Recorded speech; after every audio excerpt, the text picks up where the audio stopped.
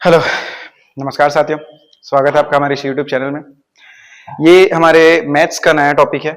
जैसे ये आप देख पा रहे हैं, चैप्टर का नाम है प्रॉफिट और लॉस। ठीक है, अभी हम लोग इस वीडियो में पार्ट 1 देखने वाले हैं। इसका टोटल करके 3 पार्ट आएगा। ठीक है, ये अभी की कॉन्सेप्ट के लिए है, जिसमें हम लोग अभी देखने वाले हैं कुछ बेसिक सवाल। ठीक है, तो आइए स्टार्ट करते हैं सीधा सीधा। सबसे पहले आपको इस बोर्ड में कुछ शब्द दिख रहे होंगे, आपको इन शब्दों को अच्छे से समझना है क्या होता है। ठीक है, पहले शब्दावली देख लेते हैं। अगर मैं बोलूं लाभ, तो लाभ के लिए याद रखे रहना, जब परसेंट में गणना होती है तो लाभ हमेशा सीपी पर काउंट किया जाता है। बात करेंगे हानि की, तो हानि भी हमेशा सीपी में काउंट किया जाता है। इस कंडीशन में अच्छा, लाभ कब होगा?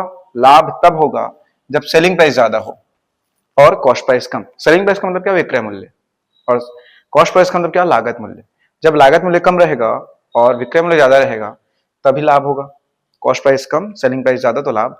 और अगर हानि की बात करेंगे तो सीपी ज्यादा और एसपी कम, यानी कि क्रय मूल्य ज्यादा और विक्रय मूल्य कम। ठीक है, बात करते हैं हानि प्रतिशत की या लाभ प्रतिशत की। तो यहाँ पर हानि पर लाभ प्रतिशत का फॉर्मूला दिया हुआ है और यहाँ पर हानि प्रतिशत का। पर ये सब फॉर्मूलाज बस आपको बताने के लिए, वीडियो स्टार्ट करने के लिए है। बेसिकली हम लोग देखने वाले हैं सीधा कॉन्सेप्ट के ऊपर बेस्ड क्वेश्चंस। ठीक है, तो बिना देरी किए चलिए स्टार्ट करते हैं क्वेश्चन नंबर फर्स्ट के साथ। ठीक, आई थिंक आपको यहाँ पर क्लियर दिखाई रहा होगा क्वेश्चन, कि मैं इधर कर दूं? नहीं, यहीं पर ठीक है। ठीक, क्वेश्चन नंबर फर्स्ट देखिए क्या बोलता है। एक वस्तु 500 में खरीदी गई और 600 में बेची गई। ऑब्वियसली बात है, खरीदी गई यानी कि कॉस्ट प्राइस कम है, सेलिंग प्राइस ज्यादा है। तो 500 की वस्तु अगर मैं 600 में बेचूं तो 100 रुपए का फायदा हुआ। ठीक है, इसी फायदे का परसेंट में क्या आएगा वो पूछा है। ये जो भी दिया हुआ है ये सारे ऑप्शंस गलत है, ऑप्शंस पर ध्यान मत दीजिएगा। चलिए, मेरा लॉजिक क्या बोलता है कि आपका जो भी कॉस्ट प्राइस होता है वो होता है 100%। ठीक है, और जो लाभ हुआ है, लाभ आपको दिया है 100 रुपए का। अब यहां पर देखिए, परसेंट को परसेंट के साइड, रुपए को रुपए के साइड में, मैं शुरू से बोलता हूं अपने हर वीडियो में। चलिए, तो क्वेश्चन नंबर फर्स्ट को सॉल्व करते हैं। आपका कॉस्ट प्राइस यानी कि 100% में दिया हुआ है 500 रुपए।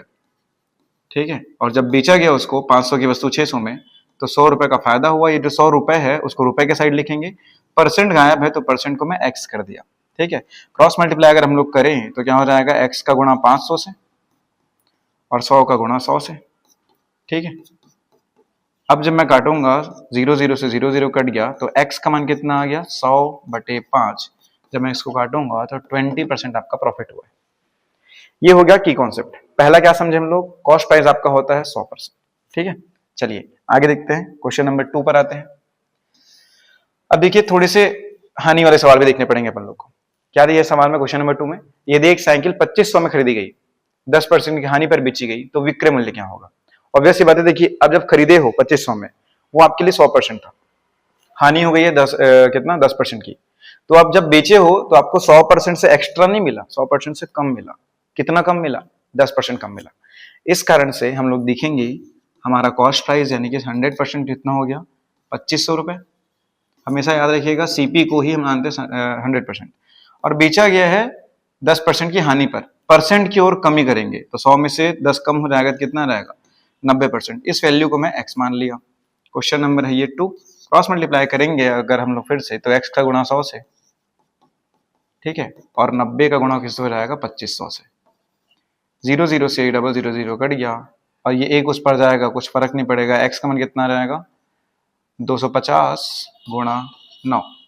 आगे हम लोग बढ़ेंगे अगर तो कितना जाएगा? 250 गुणा 9 0 का 0, 9 पंचे 5 में 45 का 5, हाथ में आ गया 4, 9 दूनी 18 और 4 22, 2250। ये है उसका selling price 2250। Option number B या डी में दिया गया होगा, प्रिंटिंग मिस्टेक है, आप समझ पा रहे हो इसको। क्वेश्चन नंबर 3 की ओर बढ़ते हैं। एक दुकानदार ने कुर्सी को कितने में खरीदा बोला है? दुकानदार ने कुर्सी खरीदी 450 में, उसकी मरम्मत में 50 रुपए और खर्च किए। यदि उसने इसको 600 में बेचा तो उसका लाभ प्रतिशत क्या है? देखिए, ये क्वेश्चन नंबर फर्स्ट के अकॉर्डिंग है। ठीक है, चूंकि क्वेश्चन नंबर 3 है फिलहाल, तो चूंकि उसको खरीदा है 450 में, लेकिन 50 रुपए और खर्चा किया, हो सकता है उसके डेंटिंग पेंटिंग में खर्चा किया गया हो, तो 450 प्लस 50 कितना हो गया? 500। तो उसका जो कॉस्ट प्राइस है यानी कि जो उसका 100% है वो हो गया 500, और बेचा गया है 600 में, मतलब 100 रुपए लाभ हुआ आपका। ये 100 को मैं क्या मान लूंगा? x%। सेम कैलकुलेशन हम लोग यहाँ पर क्वेश्चन नंबर फर्स्ट में किए हुए हैं। ठीक है, इस नाम से मैं इसको आगे नहीं बताता, क्वेश्चन नंबर फर्स्ट का कैलकुलेशन ही आप लोग वापस देख लीजिएगा। ठीक है, आइए बढ़ते हैं, आते हैं क्वेश्चन नंबर 4 की ओर। क्वेश्चन नंबर 4, चलिए क्वेश्चन नंबर 4 किसके बारे में है, थोड़ा सा ध्यान दीजिएगा। ये है वस्तुओं के बारे में। 12 वस्तुएं और 15 वस्तुएं। देखिए यदि 12 वस्तुओं का क्रय मूल्य है 12 वस्तुओं के विक्रय मूल्य के बराबर, ठीक है, तो एक तो सिंपल सा फॉर्मूला होता है k माइनस वी बटे वी गुणा 100, लेकिन हम लोगों को बनाना है कॉन्सेप्ट से, ठीक है। तो याद रखिएगा, मैं मान लिया कि 15 वस्तु को जब खरीदा गया वो खरीदा गया 100 रुपए में, तो उस हिसाब से एक वस्तु को कितने में खरीदा गया होगा, एक वस्तु को खरीदा गया होगा 100 बटे 15 में, ये हो गया उसको खरीदने वाला, ठीक है। अब जब उसको बेचा गया होगा तो बेचने के समय क्या हुआ, 12 वस्तु को बेच दिया गया उसी प्राइस पे, यानी कि किस पर, 100 रुपए में। तो उस हिसाब से एक वस्तु को जब बेचा गया होगा तो कितना हो गया होगा, 100 बटे 12, ठीक है। चलिए अब इसको सीधा कैलकुलेट करते हैं अपन लोग। कैलकुलेट जब हम लोग इसको करेंगे तो कैसे करेंगे, ध्यान से देखिएगा। एक वस्तु का जो सीपी निकला वो कितना निकला, 100 बटे 15, तो ये आपका 100% हो गया। सीपी हमेशा कितना रहता है, 100%। 100% बराबर हो जाएगा कितना, 100 बटे 15। और जो आपका एसपी है वो कितना हो जाएगा, 100 बटे 12।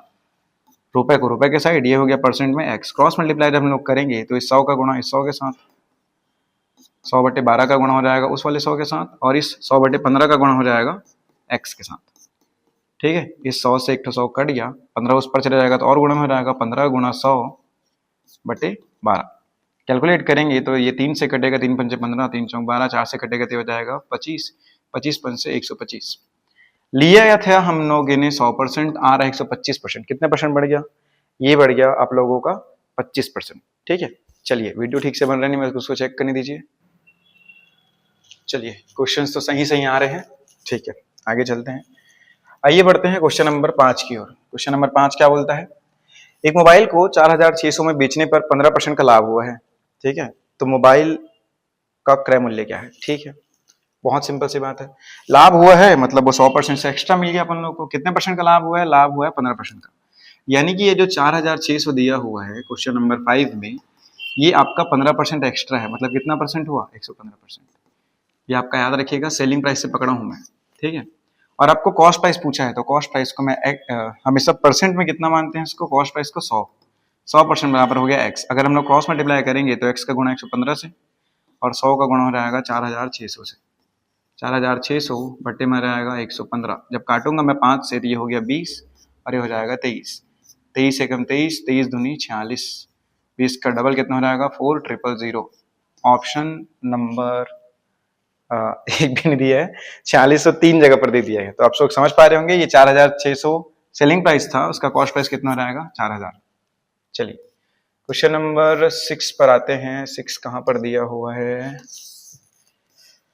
क्वेश्चन नंबर 6, अच्छा अगले पेज पर दिया हुआ है, ठीक है। क्वेश्चन नंबर 6 पर आते हैं, ठीक। क्या बोला है क्वेश्चन नंबर 6, आई थिंक आप लोग को दिख रहा होगा। एक वस्तु को 72 में बेचने पर 10% की हानि हुई, ठीक है, तो 5% लाभ कमाने के लिए उसे कितने बेचना चाहिए। देखिए इस बार इस सवाल में क्या है, दोनों का दोनों सेलिंग प्राइस है, ठीक है। फर्स्ट वाला जो सेलिंग प्राइस है क्वेश्चन नंबर 6 में, वो दिया है प्रॉफिट के साथ, ठीक है, कि जब उसको 72 में बेचा गया, अच्छा लॉस के साथ, जब उसको 72 में बेचा गया है तो 10% की हानि हुई है। याद रखिएगा ये सेलिंग प्राइस है और इसके बाद वाला भी सेलिंग प्राइस है, इस नाम से हम लोग किसी भी को 100% नहीं मान सकते। तो फर्स्ट वाला जो सेलिंग प्राइस है वो लॉस में था, इस नाम से हमने उसको 10 कम कर दिया, 10% का लॉस था तो 100 में 10 कम कर दिया, कितना हो गया 90, ठीक है।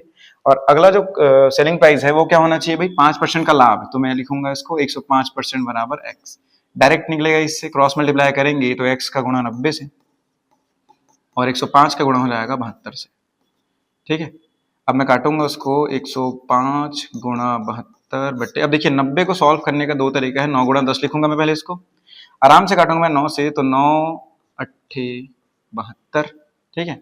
अब सबसे बेस्ट क्या है, इन दोनों का गुणा करके लिखिए, लेकिन 5 से कट जाएगा तो इसको काट सकते हैं, 5 दूनी 10, ये हो गया 5 दूनी 10, 5 एकम 5, 2 से कटे तो हो गया 4, 4 के एकम 4, 4 दूनी 8। तो उसको कितने रुपए में बेचने होंगे, 84 रुपए में बेचना होगा। जो पहले वो लॉस के साथ बेचा था उसमें उसको प्रॉफिट हो जाएगा, अगर वो 84 में बेचे तो 5% का प्रॉफिट होगा। आई थिंक क्वेश्चन समझ में आएगा आपको। अगले क्वेश्चन पर चलते हैं, क्वेश्चन नंबर 7। एक व्यक्ति ने 2 वस्तुएं प्रत्येक को 990 पर बेचा है, एक पर 10% का लाभ हुआ, दूसरे पर 10% की हानि होती है। पूरे सौदे में क्या हुआ, चलो देखते हैं। 2 सेलिंग प्राइस दिया है, ठीक है, ये कैलकुलेट आप करोगे, मैं आपको बस कॉन्सेप्ट बता देता हूँ। फर्स्ट वाला जो सेलिंग प्राइस है 990, वो हुआ है लॉस, यानी कि इसको हमें लेना पड़ेगा 90%। तो इसका हम लोग को जानना है कॉस्ट प्राइस, ये हो गया x, क्रॉस मल्टीप्लाई करके निकाल लेंगे। दूसरे का जब वो 990 में बेचा है तो हुआ है 10% का प्रॉफिट, यानी कि वो हुआ 110%। और इसका भी आप लोग को क्या जानना है 100%, इसको हम लोग y मान लेंगे। ठीक है, लास्ट में ये देखना आप लोग x और y का जो अलग अलग मान आएगा दोनों को जोड़ने पर, क्या वो 990 गुणा 2 यानी कितना 9 दूनी 18 हो गया, 1980 से उस पार आता है या इस पार आता है। ठीक है, अगर 1980 से ज्यादा आया तो प्रॉफिट हुआ, सॉरी तो लॉस हुआ, और अगर कम आया तो प्रॉफिट हुआ। चलिए कैलकुलेट आप करके कमेंट बताइएगा मुझे। ठीक है, क्वेश्चन नंबर 8 पर आते हैं, सॉरी हाँ 7 हो गया, तो क्वेश्चन नंबर 8 पर आते हैं। 80 की किसी वस्तु को 100 रुपए में बेचने पर लाभ परसेंट क्या होगा। बहुत इजी क्वेश्चन है। वस्तु की कीमत कितनी थी 80, यानी कि आपका 100% कितना था, क्वेश्चन नंबर 8 में आपका 100% कितना था, 100% था 80 रुपए। ठीक है, 80 की वस्तु को 100 में बेचोगे तो 20 रुपए का फायदा हुआ है, ये 20 को मैं क्या मान लूंगा x%, क्रॉस मल्टीप्लाई करेंगे तो 20 गुणा 100 बटे 80 आ जाएगा x का मान, 0 से 0 कट गया 4 बार में, 4 से कटे थे कितना हो गया 25% आप लोगों को फायदा हुआ है। बहुत इजी है, वन लाइन में। देखिए पेपर में आपको जल्दी से सवाल बनाने हैं, ठीक है ना भाई, पूरा उसमें पोथी पुराण नहीं लिखना।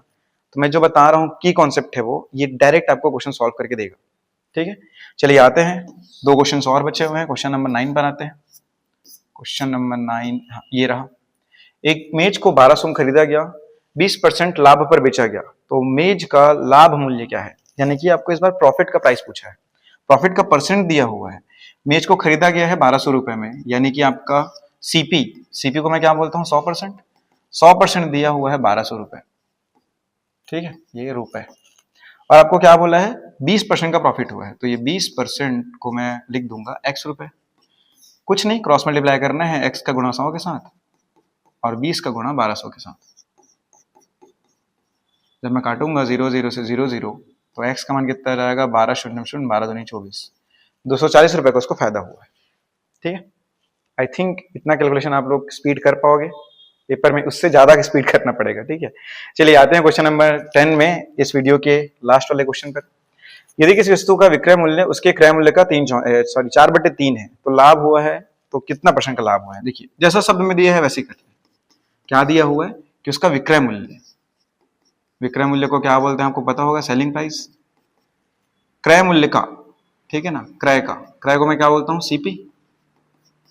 क्रय मूल्य का 4/3 है, ठीक है 4/3। अब ये क्रय हम लोग हिंदी को एक साइड ले देते हैं, इंग्लिश को एक साइड ले लेते हैं, एसपी बटे सीपी कितना आ गया 4/3।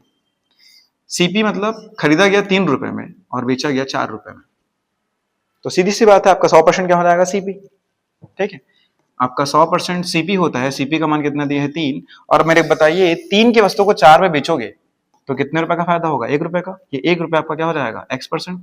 क्रॉस मल्टीप्लाई करेंगे तो x गुणा 3 से, यानी क्या आ जाएगा 100/3, 100/3 का परमानेंट वैल्यू कितना होता है 33.3333%। चलिए आशा करता हूं ये प्रॉफिट लॉस का पहला वीडियो आपको समझ में आया होगा अच्छे से, और अगर कुछ दिक्कत हो तो कमेंट सेक्शन में बताइएगा। मिलते हैं आपको अगले वीडियो में। अगले वीडियो शायद आर्टिकल या फिर इसी का पार्ट 2 आएगा, आप कमेंट में बताइए कौन सा वीडियो चाहिए आपको। Thank you.